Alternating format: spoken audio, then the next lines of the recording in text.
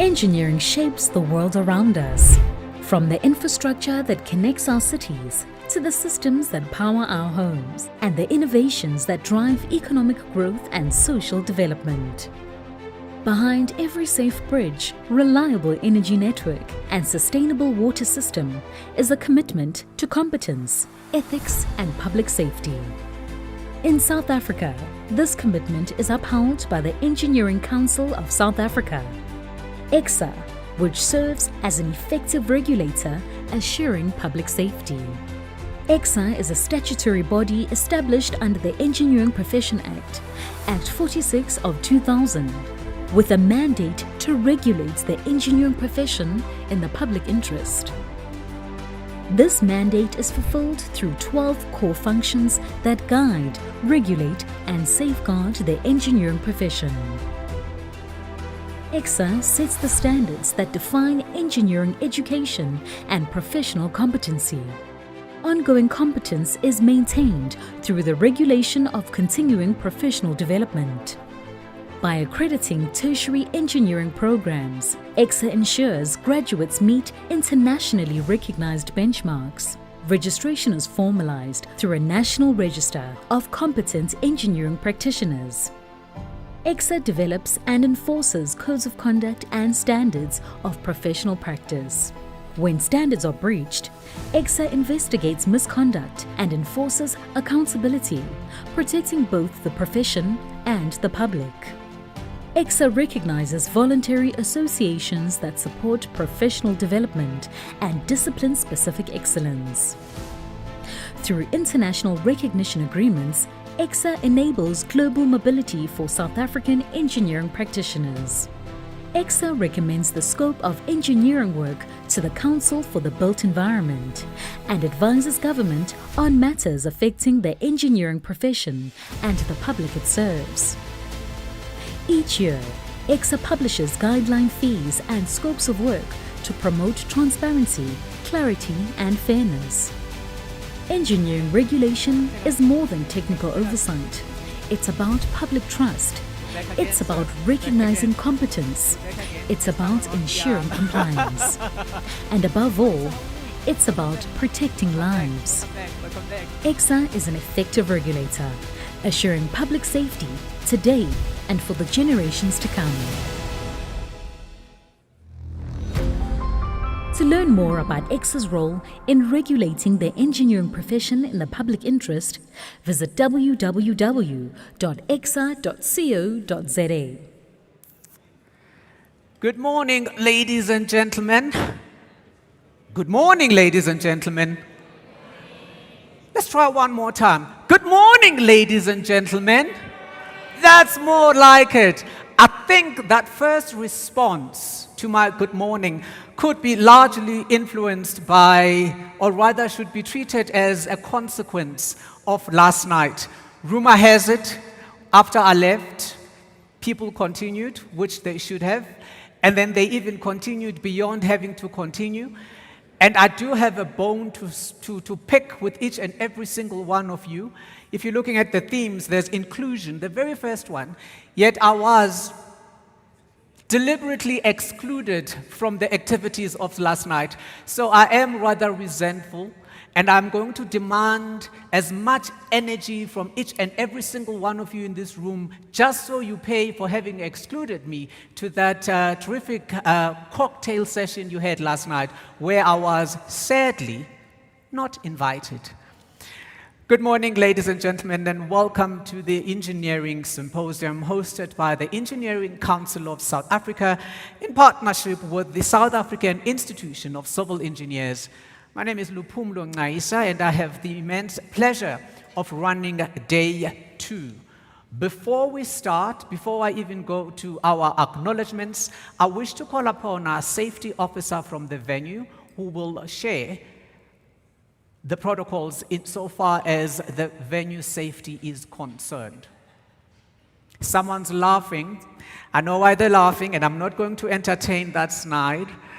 I shall pretend I didn't hear that jiggle. He's also smiling, and I'm also not going to entertain why he's smiling. Let's just treat it as a little family secret to those who've just joined us today. They don't have to know what happened yesterday. We're not ones to hang our dirty laundry. Over to you, Mhlegas. Thank you. Morning, ladies and gentlemen. It's our day two today. Guys, in terms of evacuation, we're going to use the demarcated areas for evacuation. Please do not rush. We will have ushers who coordinate the evacuation both on this floor and upstairs as well. And also, please note, guys, we do have a Mediconsult, which is based on this floor. If you have any medical requirements, we can assist on that. And thank you very much. But we don't issue sick notes.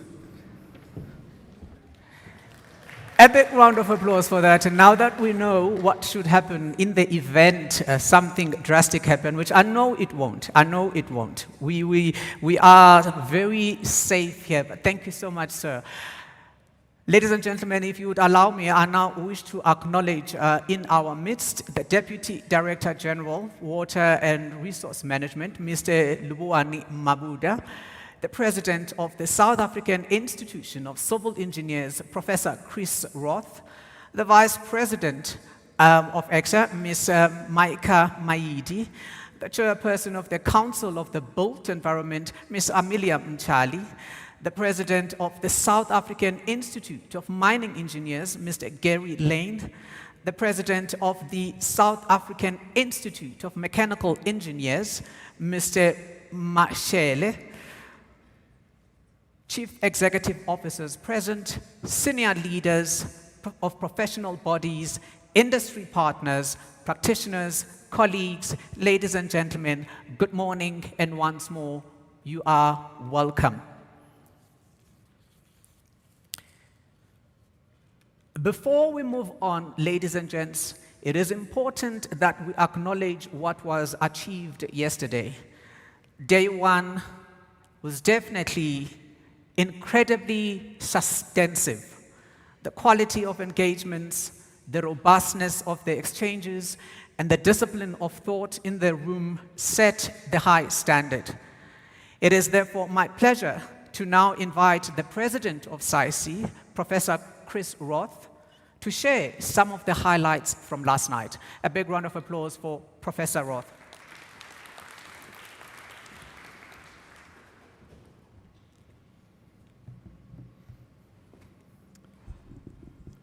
Thank you, Mr. Program Director, Mr. Deputy Director General, ECSA President, CEFIO President, all of the other presidents and CEOs, speakers and honored guests, welcome here today.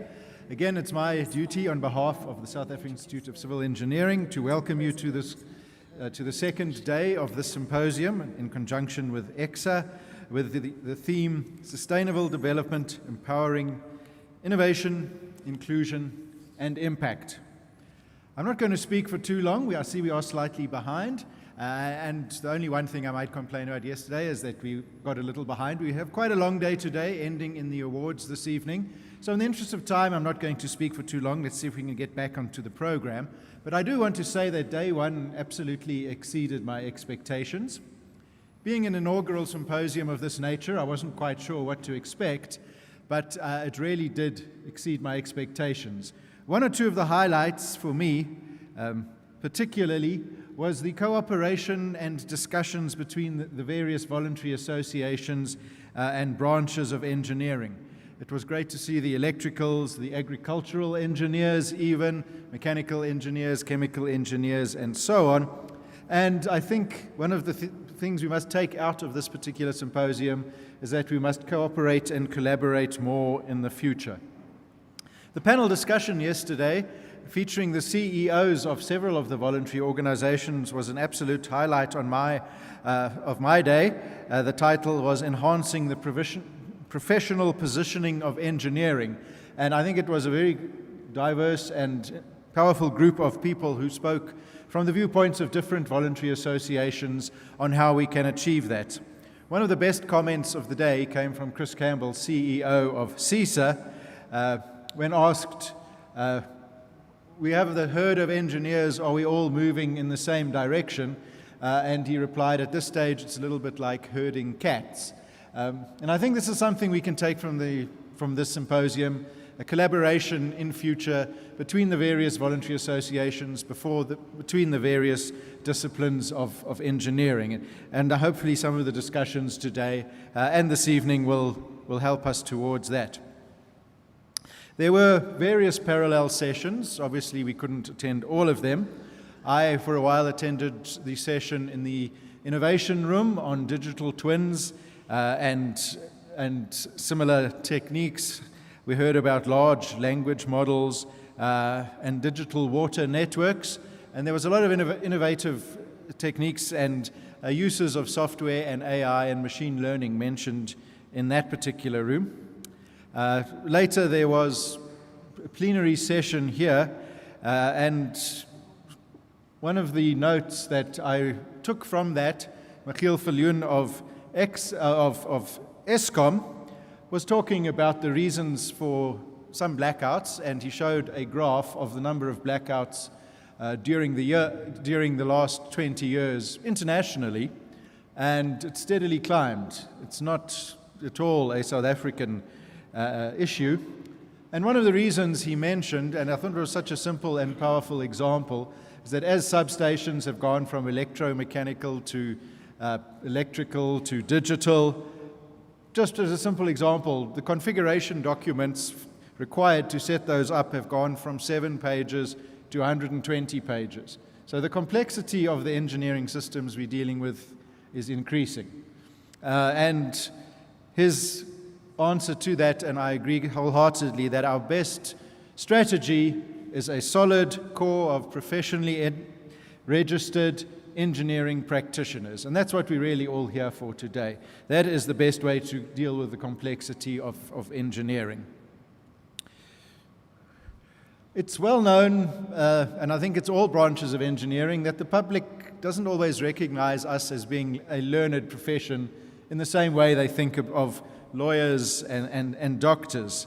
There's much to be said about that, but I think symposiums like this, with societies like ECSA who regulate the profession and the voluntary organizations who look at the technical aspects, are absolutely essential. If we want to be proud engineers and proud of our profession and take it seriously, we have to belong to learned societies and be professionally registered. This has been a great opportunity for us to share knowledge. We've got another day to go. I'm hoping we're going to see quite a bit more on innovation, inclusion, and impact. Again, the program looks very, very interesting. It's going to be another great day, culminating in the awards evening tonight. This is probably the last time I'll be on the podium, so I'd like to just take the opportunity to thank all the organizers from ECSA and the SAICE staff. And it's been a great symposium on the first day. Let's look forward to a great second day and a great awards evening tonight. Thank you all and enjoy the day. Thank you, Prof. To introduce our keynote speaker, ladies and gentlemen, I now wish to call upon the Engineering Council of South Africa's Vice President, Ms. Marcia Maidi.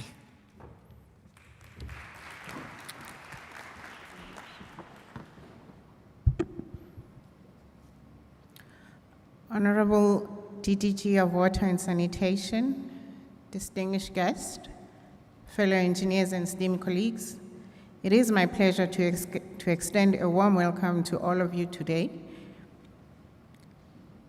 DDG, we are honored to have you here with us as the engineers to explore critical issues shaping the future of water infrastructure and engineering excellence in South Africa. The symposium is a vital platform for us to share knowledge, to drive innovation, and address pressing challenges, none more urgent than the current water crisis facing our nation. As engineers, we recognize the pivotal role we play in securing a sustainable water future for all South Africans. The reality is stark. South Africa is facing a water crisis that impacts every sector of our society. Climate change implications, infrastructure deficits, and growing demand require us to act decisively.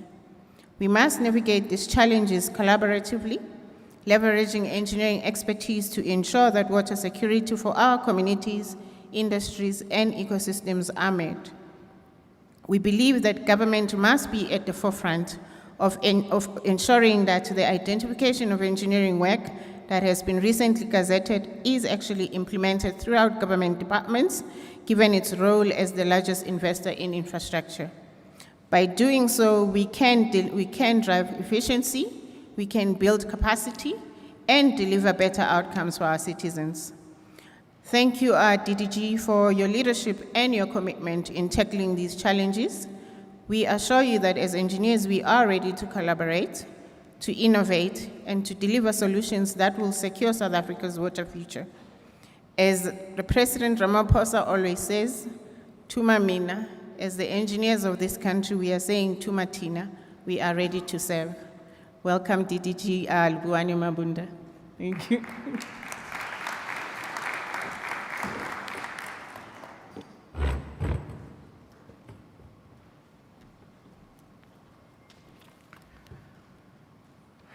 Esteemed colleagues,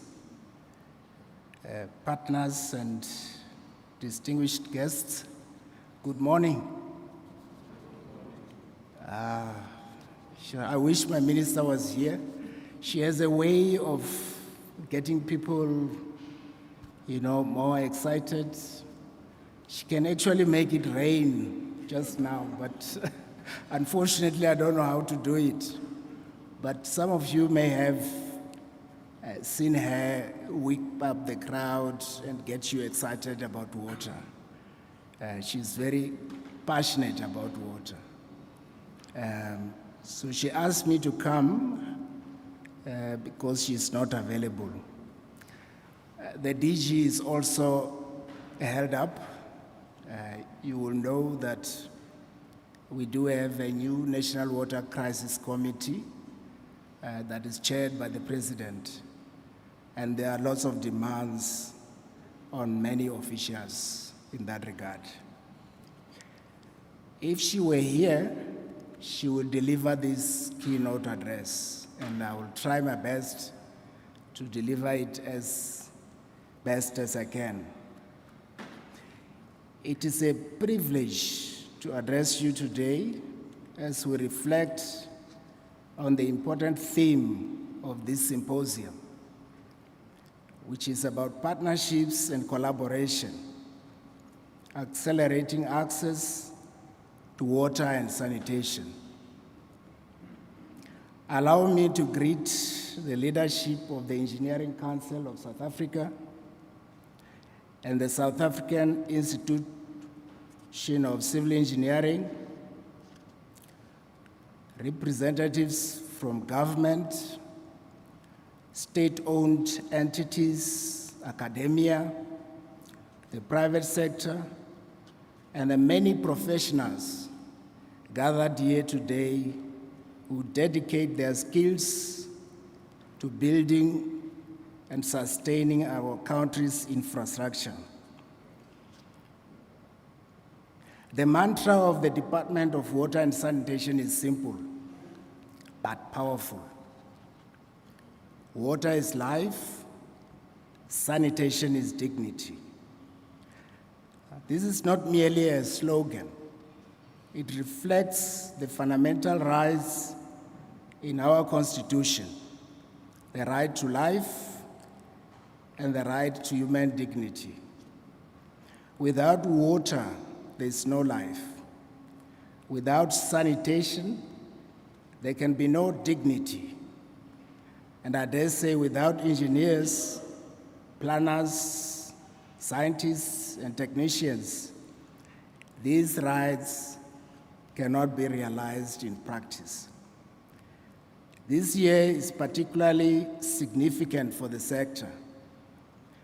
At the African Union Summit, African heads of states declared 2026 as the year of water and sanitation in Africa, recognizing that water security is central to the continent's economic transformation.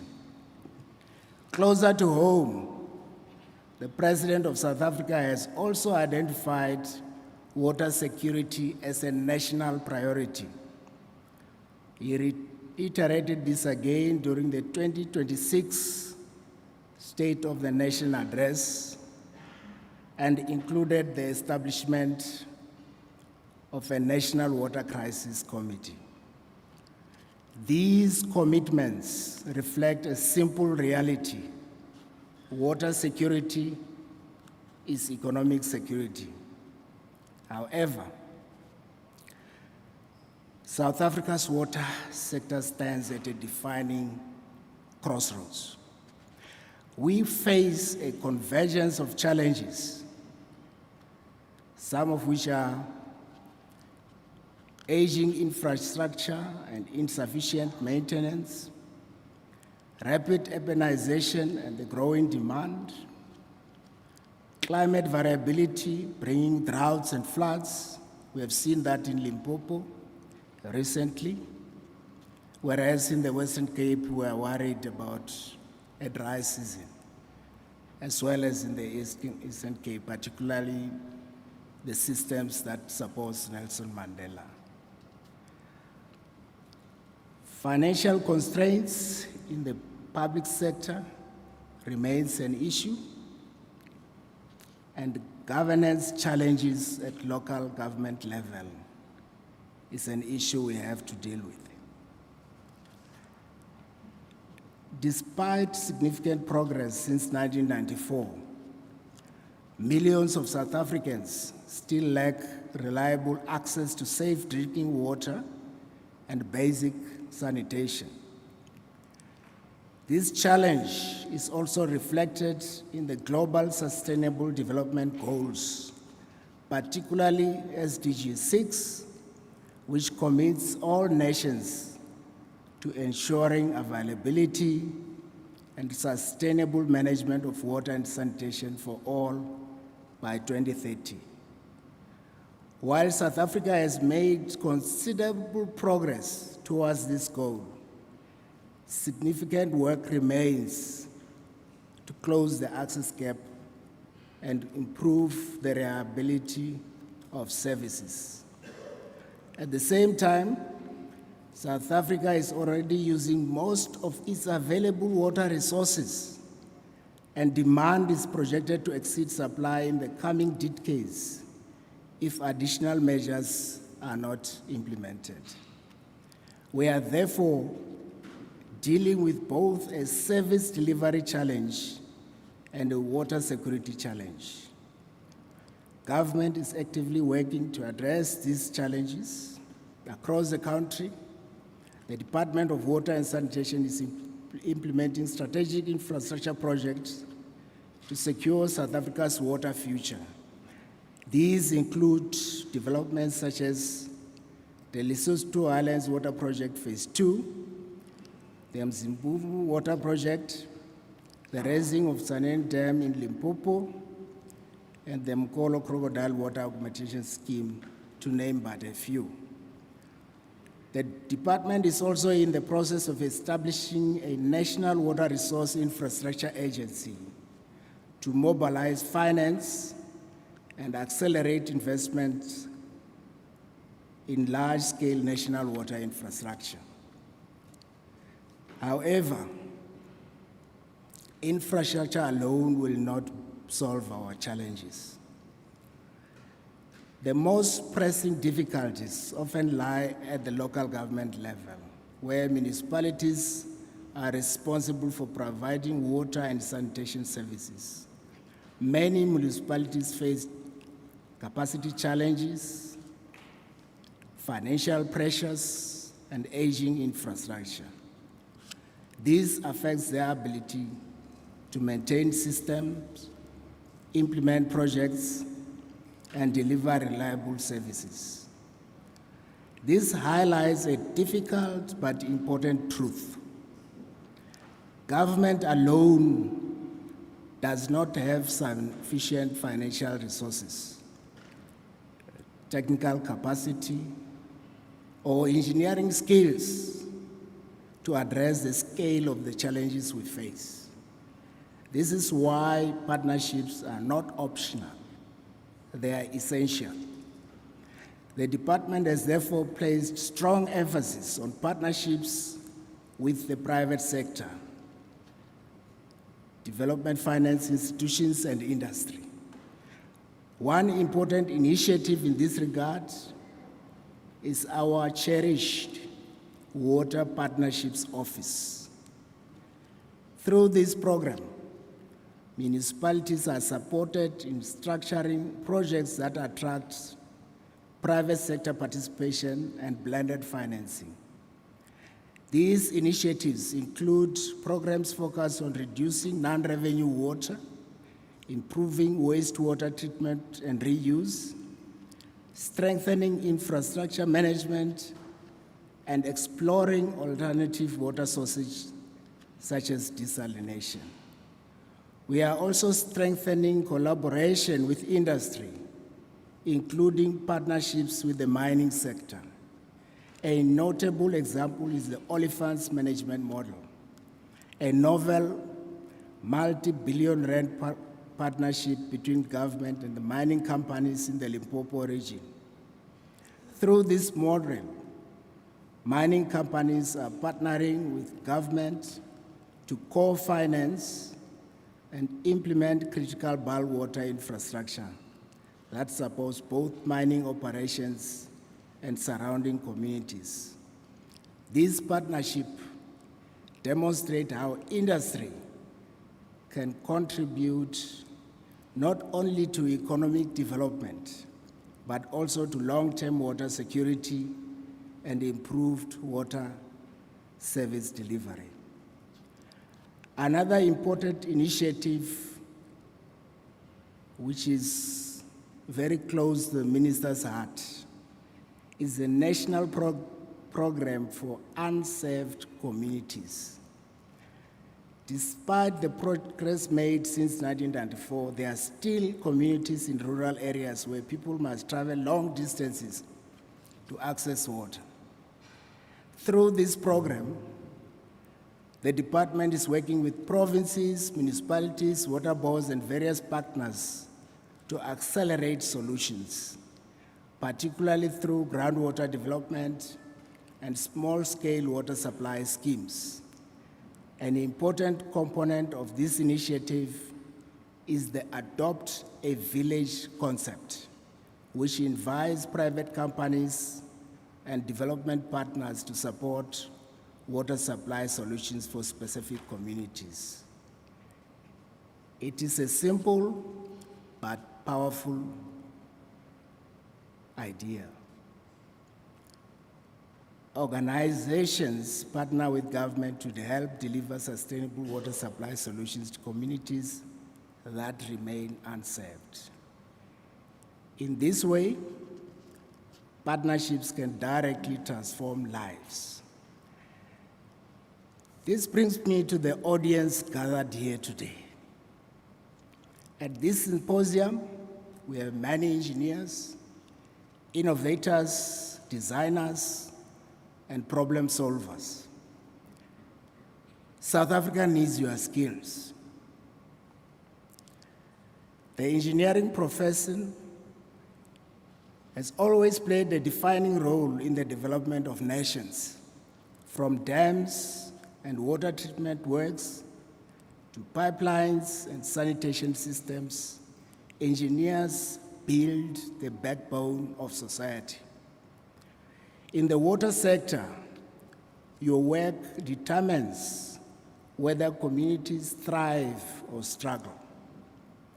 The design of resilience infrastructure, the management of scarce resources, and the efficient delivery of projects are not simply technical challenges. They are nation-building responsibilities. This is why we call upon engineers not only to bring their expertise, but also their commitment to ethical leadership, innovation, and public service. While our universities continue to produce talented engineering students, we still face a shortage of experienced professionals involved in infrastructure delivery and project implementation. Engineering is not only a profession, it is also a public service. It is about building the system that sustains life, protect our environment, and support economic development. We therefore call upon the engineering fraternity to partner with government in several key areas, such as innovation in infrastructure design, adoption of smart water technologies and digital monitoring systems, wastewater recycling and alternative water sources, improved asset management and reduction of water losses, and mentorship and capacity development within municipalities. Professional bodies such as ECSA also play an important role in upholding professional standards, ethical conduct, and accountability within the engineering profession. We must ensure that infrastructure projects are delivered efficiently, responsibly, and with the highest standards of professionalism. In conclusion, water security is the foundation of sustainable development. Without reliable water and sanitation services, economic growth slows, public health suffers, and social inequality deepens. But with the right partnerships between government, engineers, the private sector, academia, and communities, we can overcome these challenges. Engineering ultimately improves life.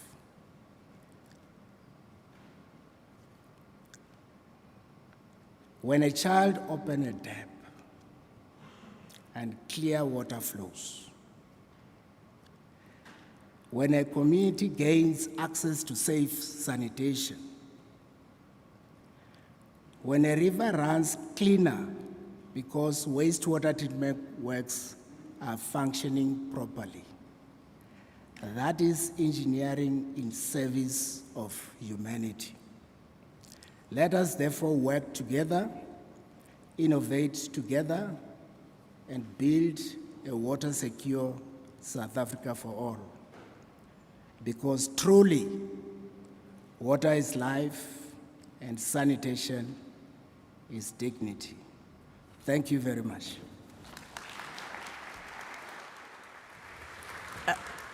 DDG, before you sit down, Vice President, could you please extend our gift of our token of appreciation to DDG? Let's give DDG a massive round of applause. Oh, I'm just looking around, sorry, she moves fast. Thank you, DDG Luboani Mabuda. It is comforting and encouraging to hear that the state acknowledges engineering as a public instrument, a vital one at it. Colleagues, DDG can't stay for long, and in fact, he has to be excused, but as he is walking out, we also would like for the principals to also excuse themselves. The principals to please excuse themselves. They will be ushered and shown where they need to be as we are gearing ourselves now, getting into plenary. So a big round of applause once more. And the principals are more than welcome to excuse themselves.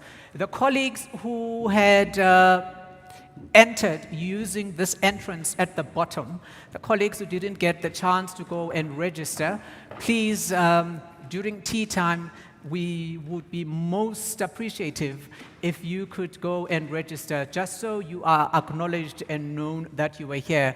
Registration would be closing, but we're going to wait for you to make your way to the registration area. This is strictly for those colleagues who have not marked the register yet, and it most definitely is the colleagues who have just joined us today.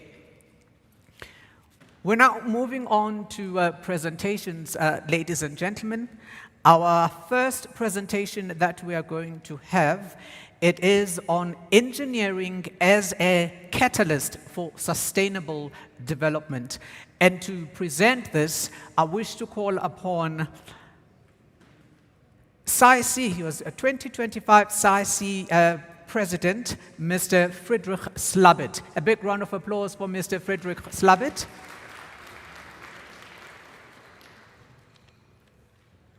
Thank you, Mr. President. Thank you. Good morning, everyone. Just need to get the presentation up.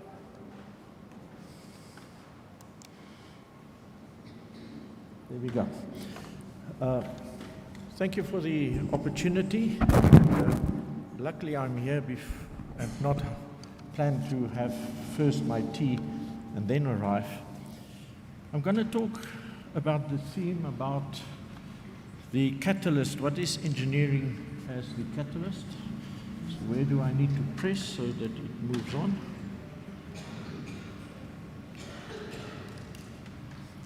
It's just a bit slower than me.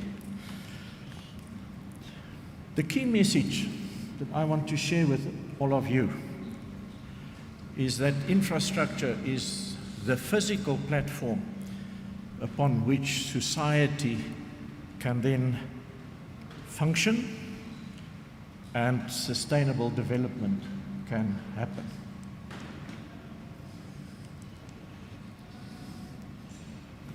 This is not looking as good as it should be. So in terms of society, I'll expand a little bit later about society. It is not only the beneficiaries of infrastructure at the end, when infrastructure is available. It is also government, voluntary associations, those who need to make it happen. During this symposium, we've heard already a lot about how planning can be used and how we need to think about the whole life cycle of engineering. But through stewardship of infrastructure, we can accelerate the United Nations Social Development Goals. How? By centering people, ensuring resilience, and making sure that equity is available to all. I have prepared a little picture of what infrastructure can do for us. Now, if we look carefully at this map, image, what will happen if electricity is gone? That picture will be black. We won't be able to perform during day or night. How would the map look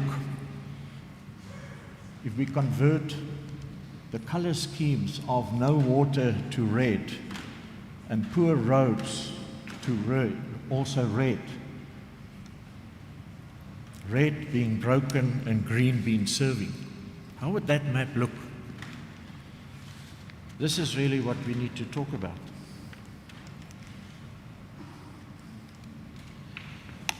So, during my presidential year last year, I visited most of the branches, had engagement with government departments, seeing how infrastructure should be looked at, what are the problems, what are the capacity. But infrastructure is not a backdrop. It is the living architecture of opportunity. If designed wisely, it accelerates health, education, livelihoods, and resilience for all. The challenge is not what we design. Engineers know how to design. The real challenge is governance, maintenance, and renewal of infrastructure across the life cycle of assets. Now, the moment we look at infrastructure, when infrastructure works, nobody notices. It's there. We take it for granted. When infrastructure fails, society stops functioning. We've had experience 6 years ago when we were locked down, how we really wishing to have access to moving around, using the infrastructure. Sustainability and sustainable infrastructure requires proactive stewardship. Why is it that we only take notice when infrastructure is broken? Then we have a task team. But through asset management and proactive looking after what we have, we will not have broken infrastructure. I've prepared a small article about fix first, build smart. Now, this is very basic. The trillions of rand that's available is still in the planning phase. But we have assets that we need to look after, and that should be done first. Infrastructure, the water systems, transport networks, energy systems is the underpin of civil society. I've said most of that already. So, getting back to the Sustainable Development Goals, infrastructure in particular is helping to achieve that. We want young students to be taught at a university, gain the relevant skills, how to design a water system, how to get clean energy, industry, factories. That's what they've been taught at varsity. But even there is a building, a structure. So can you see that all of these elements are interlinked? They are not a university and a water board and engineers in the other side of the table. We need sustainable cities and communities and consider climate action. In terms of infrastructure, it's a system within systems. Let me use the example of a farmer. The farmer is doing as much as he can to plant the tomatoes, to make sure that they get enough fertilizer, water, but then the poor thing happens to him or her. To get that tomatoes to the market, the road is so poor that it arrives as tomato sauce. So these systems are all interlinked. Let me use another very basic example. A rural school, we've just heard that we need to really look after the rural environment. A rural school without water. Again, can you see the education system and the infrastructure related to water and transport and the school are interlinked. And we should start looking at systems and how we support society. I'm very pleased to report that yesterday in our discussion about what are universities doing, the topic of systems thinking came across. And the universities are saying at undergraduate level, they are starting to embed that into students' curricula, to form their mind, to allow that they become whole person, whole engineers. Why? To serve society. Engineers translate social values into measurable, safe, and inclusive solutions. Do you hear this? This is not the engineer there and society there. We are absolutely integrated. We depend on each other. So let's look at the infrastructure life cycle. It is not that these are not happening. This is where the biggest problem in our industry is happening. Those little circles are effectively implemented as silos. The planning of a project is happening in a way often that no consideration is brought to the table related to the maintenance and renewal of that infrastructure. Budgets, the financial silo there, need to consider the planning, the design and construction, but also how would the financial system look to maintain that asset. It's cheaper to renew a road. Let's use a simple example. If you do it within 8 years, it costs 1 unit. If you wait until 20 years, it costs 18 units. We can do more with that 17 other financial units if we do it in time. The same applies to water. We've heard yesterday why Johannesburg has a problem. It is the silos that prevents us from being the best. So, again, I'm summarizing. Infrastructure serves society. We measure success more than cost or speed. If we give access to services to people, then we have a growing and a prosperous society. Then there could be distribution of benefits. Infrastructure sustainability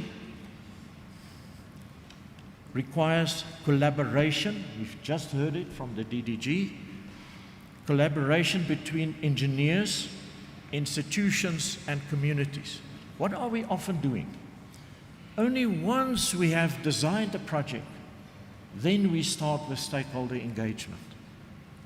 And then the community is not necessarily happy. Why are we not bringing the beneficiaries of our projects and assets not to the table at the start of the planning process? Infrastructure supports dignity and health. It enables economic participation. My example of a bad road. My example of a school without water. All of those, if we do it right, it creates opportunity. Infrastructure sustainability requires collaboration between all parties, as we've said. Society depends on us, but the governance part is often missing. We do what we can, but is the money there in time? Are we still looking at old procedures if we need to solve new problems? How do we change our design standards? By the time that we do regular maintenance, that is the time that we need to implement that and not only wait till we start afresh. So, how do we call society also to the table? We have all of those matters, good governance, we support infrastructure maintenance, ensure sustainable financing. But the important part here is we need to respect the technical expertise. They need to be at the table when the funding allocation is made. They need to be at the table when we debate how we are going to do that. So I have 5 proposals here. We need to embed the Sustainable Development Goals right from the beginning. Not only at the end start thinking about that. It is at every project briefing that should be on the table. We need to prioritize resilience and decarbonation on day one. It is not a retrofit. We need to practice transparent governance. Society needs to know when the money will come. Society needs to know when the road will be fixed. But engage with communities as partners, not as spectators. And lastly, share knowledge. That's all I can contribute. Oh, I hope I have some knowledge. But if we don't share, I have a saying, there are 2 things in life, but I've learned last year that there are 3 things in life that if you share, it becomes more.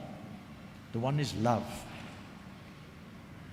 If you love your partner, your children, it becomes more. If you share knowledge, it becomes more. But I've also learned last year that if you share ethical behavior and patience, that can also become more. Let us embrace each other and work together. So, lastly, what are we as engineers need to do? We link science and policy in society. That's the what we are doing. How do we do that? We translate the ideas into physical systems. The road, the water, bringing water from Lesotho, Olifantshoek River, all of those matters. That is what the engineering part is doing. And where we need to do that? Everywhere we need to ensure that it is sustainable. Sustainable development then, I'm asking, let us move beyond isolated projects. When we have this project, let us look wider. I know the terms of reference is saying you shall only build the road. But how do we get the community access to that road? How do we get the community across that road to the school on the other side of the freeway? Do you see? We should look wider. Sustainable development requires integrated infrastructure systems. Design, again, for resilience and inclusivity. You cannot do without seeing the big picture. Engage. But here is the time when you have a project to start mentoring the young engineers. We had a long discussion yesterday about mentoring. Industry has to come to the table. University is providing the candidate to become the best professional, but it's industry's requirement to make it happen. I'm asking for 3 commitments. Steward infrastructure across the life cycle, not these individual silos that we are doing at the moment. Lead with evidence-based engineering. I really believe we need to publish more. There are so many good stories. Do we hear that? No, we only hear what is in the newspaper about everything that is bad. We need to speak up, and we need to build partnerships. Without working together as an engineering fraternity, with various institutions, government departments, and society. We have to collaborate more. Now, I'm starting to think, okay, how can the world look when we start working together? And then I started to play with a picture, and I said, but all of this, what is on the next picture, is not necessarily possible. But the picture shows, I think it shows systems that work. It's not a housing development that is not there. We've seen so many housing developments, no roads, no work opportunities. Schools are 10 miles away. Why do we deal with everything in such isolated ways? Society is asking us to shape the future. That is engineering work and requirement.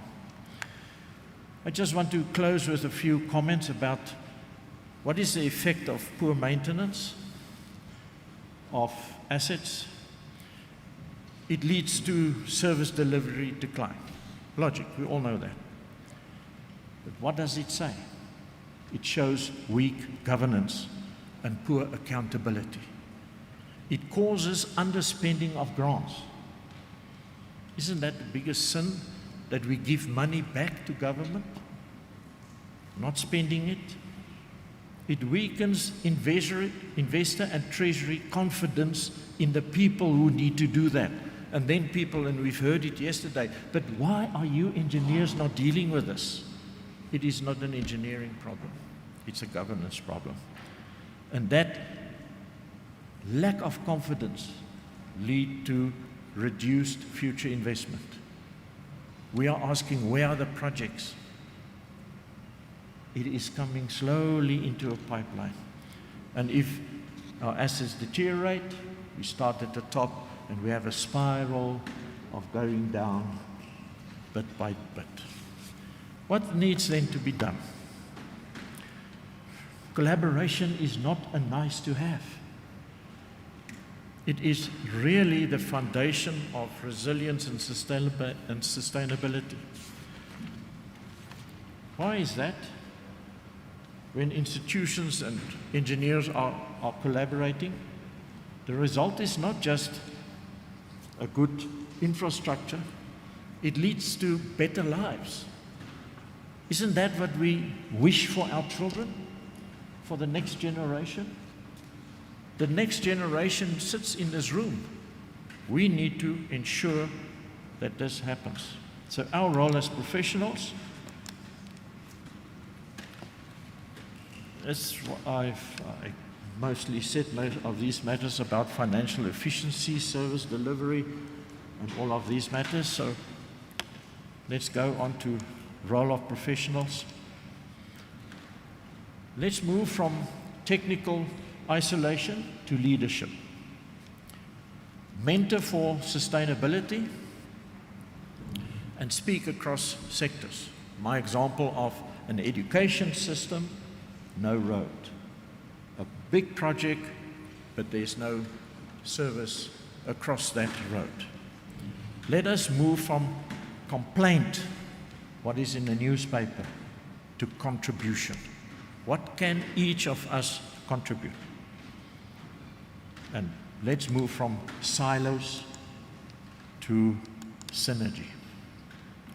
My call to all of us as engineers, our work does not end at the drawing board or at the site inspection. We must be the bridge builders, not the physical bridge builders, but the bridge builders between departments, between political agendas, and between the past and the future. Our country does not only need roads, but we need a movement of engineering. Speak up. Show that you will mentor. And refuse mediocrity as a standard. my last words. We must work together. We have the same objectives and the same dreams of economic growth, the same hopes for societal development. Therefore, collaboration is not a theme, it is our mission. I thank you. Let's develop and maintain infrastructure for societal benefit together. Thank you very much. Thank you, Mr. President. Once a president, always a president, but thank you very much. Let's give Mr. President past a big round of applause. Thank you, thank you. Thank you.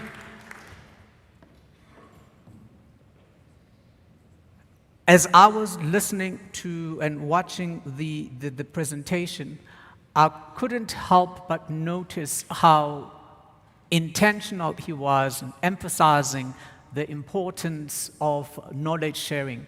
For knowledge itself is just knowledge, but it only finds meaning and resonance once it is shared. He also emphasized on the importance of collaborations. I'm of the view that this gathering is evidence of what can be achieved once there's meaningful collaboration. So 2 things that stand out, it's definitely knowledge sharing, collaborations, for it is through knowledge sharing and meaningful collaborations that the engineering sector would be able to fully actualize and realize the transformative power of this sector. I, therefore, as just a mere civilian, urge you to ensure that collaboration becomes part of your day-to-day lexicon and ethos. For it is through that we can really come back years later, or when we've all retired, as some of us are close to retirement. I'm 50 in a couple of months, so retirement is knocking.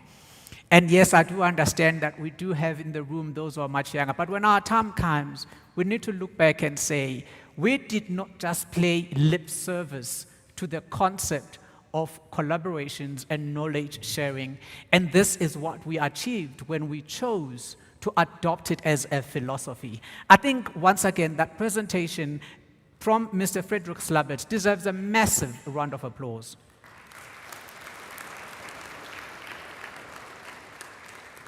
Moving on now to our second presentation, but before we do that, I just want to check, is everyone still okay? Do we have enough water?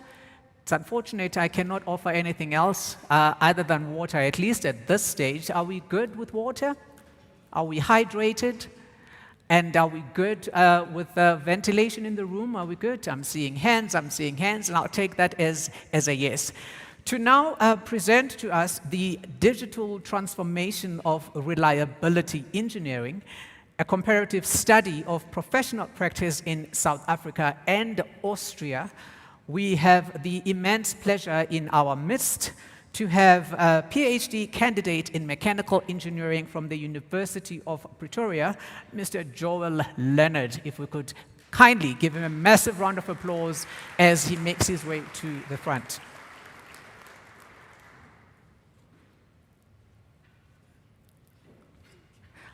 I realize I set bad precedents by jumping up there. The stairs are that side, Joel, but it's fine. You're an engineer, and engineers obviously try to find, to solve for X. Thank you and welcome. Thank you, sir. Thank you. You want a handheld? Selector, could you please organize I can take a handheld from here. I'll just tell you which one I'm using. Please, could you power mic 1? Thank you, Selector. Thank you, sir.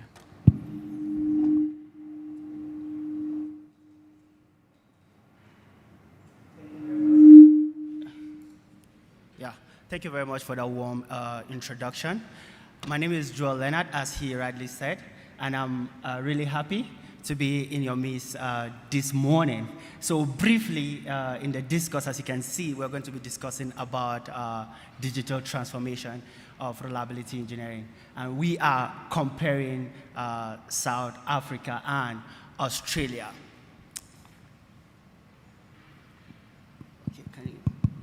All right, so I would like to start my presentation briefly with a story, and it's personal, and I don't want you to judge me, okay?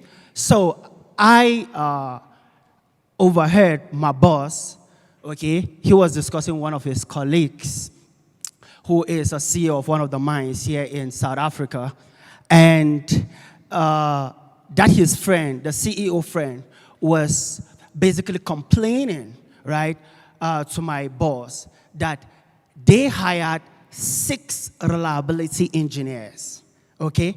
And for over 6 months, they've not been able to achieve tangible result from these reliability engineers. And he was asking my boss, what should they do? Okay, they're gonna sack these guys. What should they, do in this instance? And he was basically whining, complaining and all that. So that immediately struck my mind because a colleague of mine also have told me that he got employed as a reliability engineer in one of the mines as well here in South Africa. And the job he was given and what he was expecting are completely different, right? So I started thinking about why is it like that, okay? Is it just these 2 scenarios or what is going on? So guys, I kid you not, I could not sleep, right? Throughout the night, I was rolling over my bed. What's going on? What is going on? Is this the same profession that I am practicing in that has all these discrepancies or what? So I woke up in the morning. I tried making the best of my breakfast. Maybe I could feel better. But still, I could not eat. Immediately, my mom called me. When I saw the call, she said, hello, my son.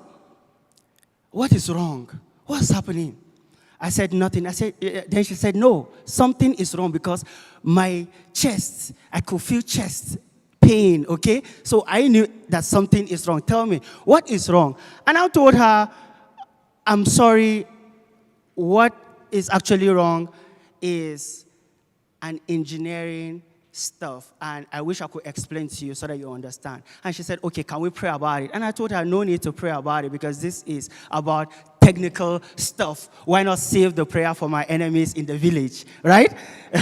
So then I picked up my books and I said, let's then dive in. Let's find out what's wrong. What's going on with reliability engineering in South Africa, right? And I, with the help of the co-authors you saw in the previous slide, started asking questions, right? What is the sole and core scope of a reliability engineer? What is the duties of a reliability engineer? What should a reliability engineer do? So we started asking, we started digging deep, and we came up with an approach, okay? We said we're going to compare South Africa and Australia. And how we are going to do this is we are going to study all the documents, policies, standards that has to do with reliability engineering in both countries. We are going to interview reliability engineers in South Africa and in Australia. And then we are also going to look at the job roles, the scope of work for reliability engineers in both countries. And what were we able to find out? We realized that, number one, the core work, the core scope of work for a reliability engineer in South Africa have been deviated, okay? And we also realize that with the advent of AI, with the shift in artificial intelligence, a lot of things are changing. And this also has to do with reliability engineers changing their scope of work. So you can see some of the findings that we had, right? We realized that comparing the output expected for both reliability engineers in South Africa and Australia, we realized that traditional method is still a stronghold for South African reliability engineers compared to those or our counterparts in Australia. There have been a shift, there have been a wave and shift with our counterpart in Australia with the advent of AI compared to our counterparts here in South Africa. And we also looked at the skill that are in demand for a reliability engineer in both countries. We realized that basic data analytics, RCM, predictive maintenance, asset modeling, and all are moderate in South Africa compared to Australia. You can see we have in high demand, especially high-tech skills for a reliability engineer. We went further in our analysis to check when it comes to the adoption of tools, what are the reliability engineers doing in both countries? You can see the result that I found out, that we found root cause very high, right, in Australia, reliability-centered maintenance, condition monitoring, data analytics, and lifecycle asset management. You can see how moderate it is with South Africa compared to our counterpart in Australia. And then we went further to check when it comes to the adoption of advanced tools, what are reliability engineers doing in South Africa and in comparison with our counterpart in Australia? You can see all the engineers I discussed with, right, in South Africa, none of them admitted into adopting digital twin as their core job role. This is 2026. Most of the engineers still admitted that they were in the business of using Excel as their core tool. Most of them just started that with a CMMS system.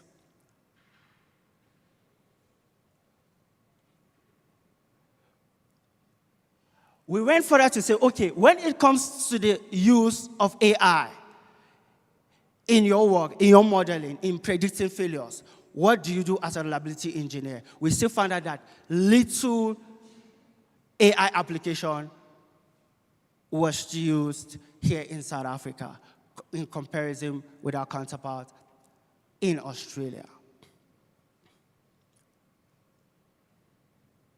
Then we came to a conclusion that indeed our counterpart in Australia have gone a bit further when it comes to the adoption of advanced tools for reliability engineering work.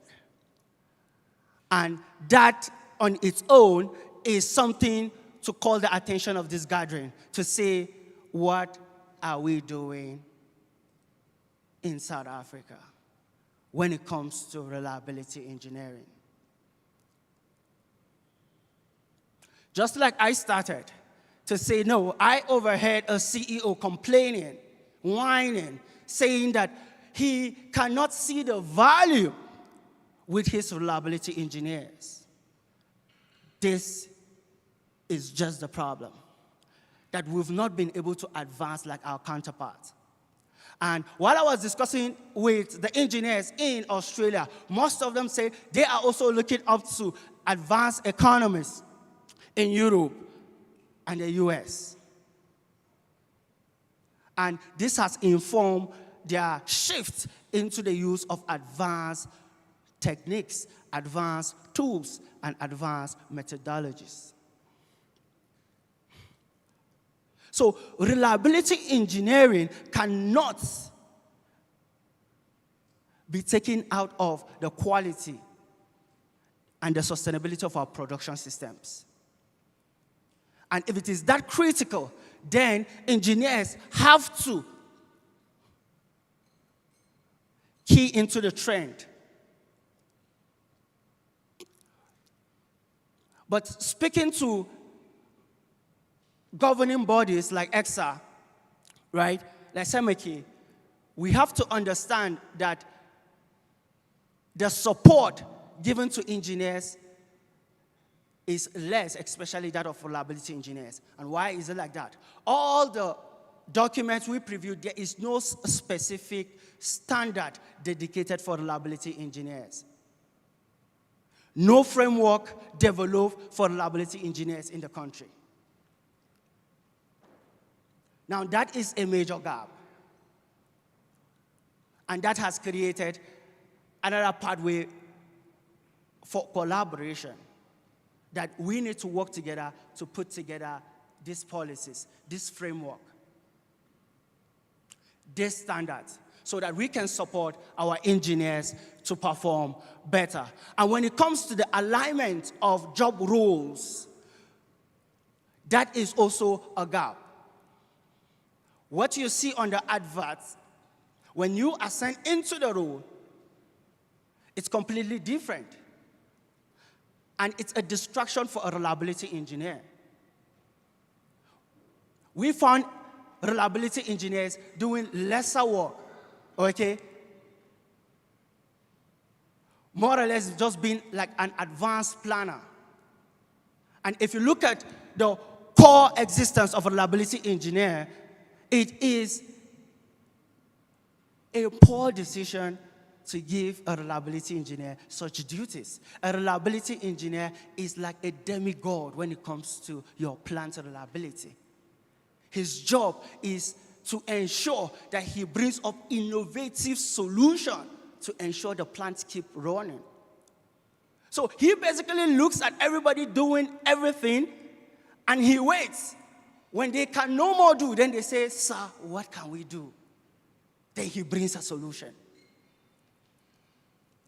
But with the kind of tools I showed you guys, it is practically difficult for a reliability engineer to succeed in such roles here in South Africa. To conclude, I'm calling on all stakeholders, policymakers, CEOs, managers, to look into this discourse. Let there be a collaboration where we put together this framework to sustain the drive of AI, the trends of advanced tools, especially in the implementation of reliability engineering. Thank you very much.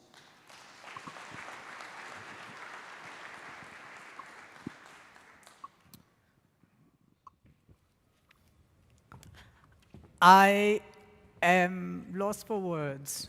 All I can say is soon to be Dr. Joel Leonard, a big thank you for that animated and energizing presentation.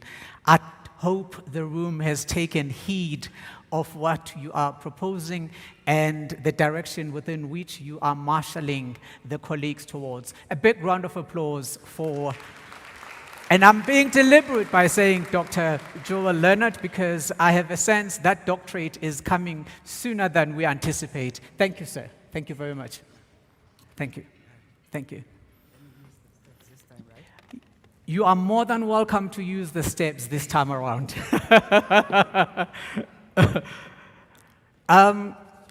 Colleagues, it would be remiss to not acknowledge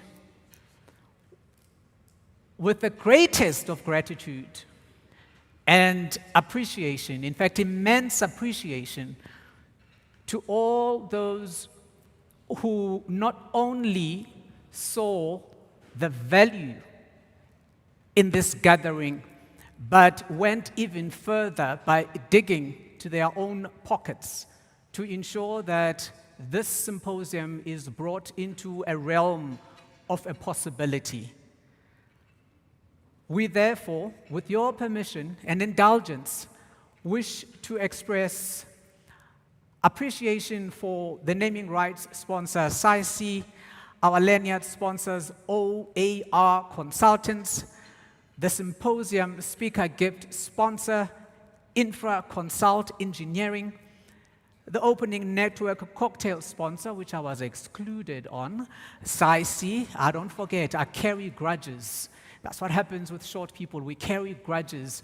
The symposium exhibitors, and that would be SMEC, Fibertex Nonwovens, the Bargaining Council for the Civil Engineering Industry, affectionately known as the CBCCEI, the South African Institute of Mining and Metallurgy, the Institute of Municipal Engineering of South Africa, Innovation Drone Balls, Macaferi, Trivon Infrastructure, Consulting Engineers South Africa, PPS, Delta Scan, and let's all give them a massive round of applause as we appreciate their contribution.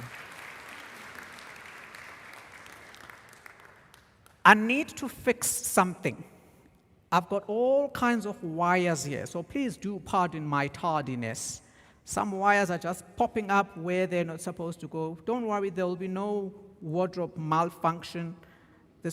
I'm not Madonna, I'm not Janet Jackson. I'm not going to take off my clothes on stage. I just need to fix something here, and I think now I am fixed, and now I am proper. After this, ladies and gentlemen, we're going to break for tea. We've managed to catch up the time, which is fantastic, because we can then revert to our programs and we know where we need to be. You will not see me again, at least not now. However, I wish for you to allow me a moment just to step away from my role as the compeer or MC or facilitator and speak to you as a citizen who crosses bridges without always knowing who designed those bridges, a citizen who turn on a tap every morning without ever thinking or pondering upon the systems behind that water coming out of that tap. A citizen who travels roads, occupies buildings, and lives within spaces made possible by the great minds that are in this room, yet I don't know who they are. And my life, like the millions of others, is held together literally by the work that you do. Yes, your work is often unseen. It's frequently thankless. But as I alluded yesterday, and I meant every single word that I said as that prelude towards the national anthem, that your work as engineers is indeed foundational, and your work is nation building. So today I offer a simple tribute to you, the engineer, who chooses responsibility over any form of recognition. May you continue to build. And on behalf of those who may never get the opportunity to thank you, we see you, we rely on you, and we thank you. My name is Luphumlo Ncaisa. It's been an absolute pleasure being with you in these 2 days, and I look forward to engaging you some more. Ndiyabulela.